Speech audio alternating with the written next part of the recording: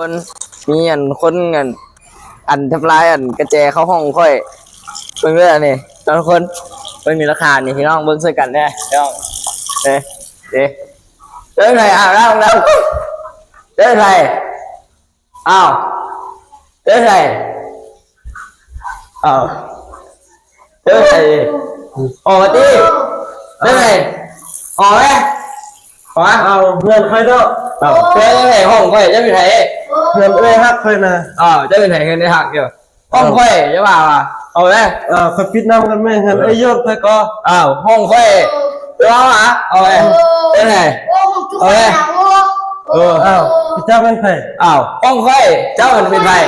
ไอ้ยอดค่อยได้ไอ้ยอดค่อยไปใส่ละไอ้ยอดเลยยืดเลยห้องค่อยจะค่อยนะจะว่าเอาดิเมื่อแม่สิเจ้านะเมื่อแม่เจ้าดิเมื่อเอาไหมเอาไหมได้ไหนเอาว่ากันนอนกัน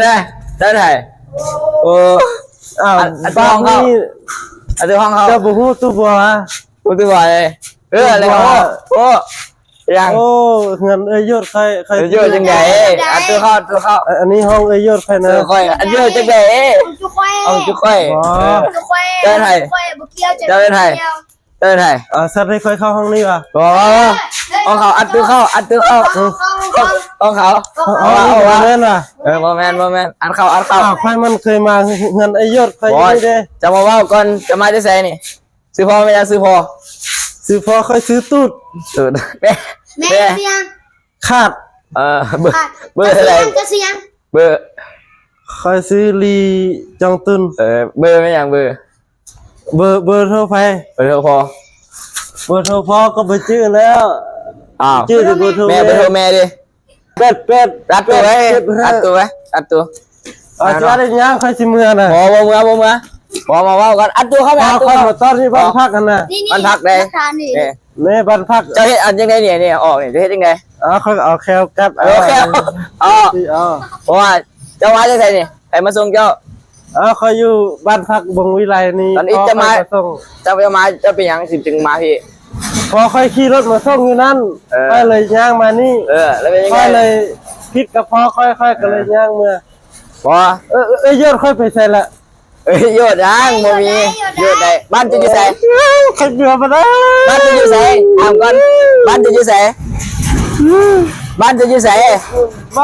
ดงหลวงนี่นะบ้านเคยอยู่ดงหลวงนี่บุให้เมื่อมาได้โทรหาพ่อกันเนาะเบอร์อะไร9 สิเล็กเอาดิสมัยจังไงเนี่ย9 5ก็เบื่อได้แล้วบ่มีฮอด8ตัวนี่ย่างมาไปอัดตัวว่าก่อนยังไงดิมาจังได๋ย่างมาจะเสร็จตัวนี้เจ้าบ่เสือก็เอากองร้อนมาลบแม่กองร้อนเปล่าแม่เปล่าค่อยเมื่อแล้วว่าอัดตัวไว้อัดตัวไว้ไว้เมื่อบ่ให้เมื่อค่อยสิเฮ็ดอะไรบ่ต้องมานั่นก่อนพี่ชอบหยังก่อนเอาห้องคนอื่นนี่กองร้อนอยู่นี่ท่ากองร้อนเดี๋ยวโทรหากองร้อนก่อน